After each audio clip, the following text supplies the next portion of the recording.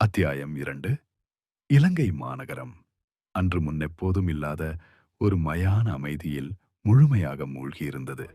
ஒரு காலத்தில் வானை தொட்டு திகழ்ந்த தங்க கோபுரங்கள் இப்போது ராமரின் அம்புகளால் பிளந்து சிதறி மண்ணில் சரிந்து கிடந்தன. எரிந்து கொண்டிருந்த அரண்மனை தீப்பந்தங்கள் காற்றின் ஒவ்வொரு அசைவிலும் நடுக்கமுற்று அசைந்தன. அந்த நடுக்கத்தைப் போலவே இலங்கையின் இதயமும் நடுங்கிக் கொண்டிருந்தது. அரண்மனை மண்டபத்தின் நடுவில் ராவணன் நின்றிருந்தான். அவனது 10 முகங்களிலும் 10 விதமான கோபம், 10 விதமான அவமானம், 10 விதமான துயரம் அடர்ந்து உறைந்திருந்தன. அவனது கண்கள் ரத்தம் கசியும் அக்னி குழிகள் போல எரிந்து சுட்டன. மன்னா, அந்த சொல் மண்டபத்தின் இருளை கீறி பிளந்தது. தழுதழுத்த குரலில் மந்திரி சுமாலி முன்னே வந்தான்.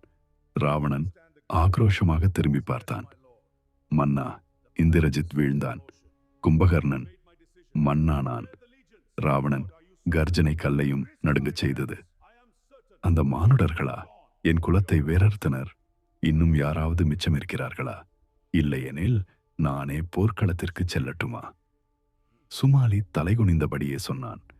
இல்லை மன்னா, இனி நம்மிடம் யாரும் இல்லை. ஆனால் ஒருவர் இருக்கிறார். ஆனால் அது அபாயகரமானது. ராவணனின் பார்வை ஒரு நொடி மின்னியது. சொல், யார் அது?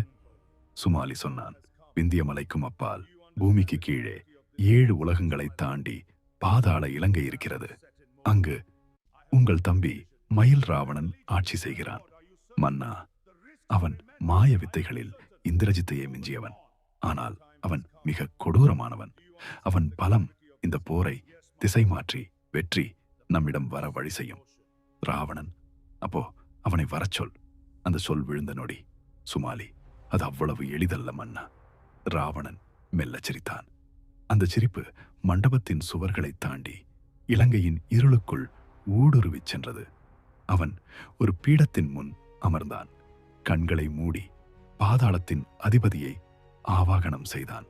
பூமி அதிர்ந்தது. தரையில் ஒரு பெரும் பிளவு. அதிலிருந்து கரும்புகை வானை நோக்கி எழுந்தது. புகையின் நடுவே நீல நிறத் தோல், மின்னும் வாள், கழுத்தில் மண்டையோட்டு மாலை, மகா பராக்கிரமம் பொருந்திய வீரன் தோன்றினான். ராவணனே ஒரு நொடி அவன் தோற்றத்தை பார்த்து வியந்தான். மயில் ராவணன், அண்ணா, எதற்காக இந்த அவசர அழைப்பு?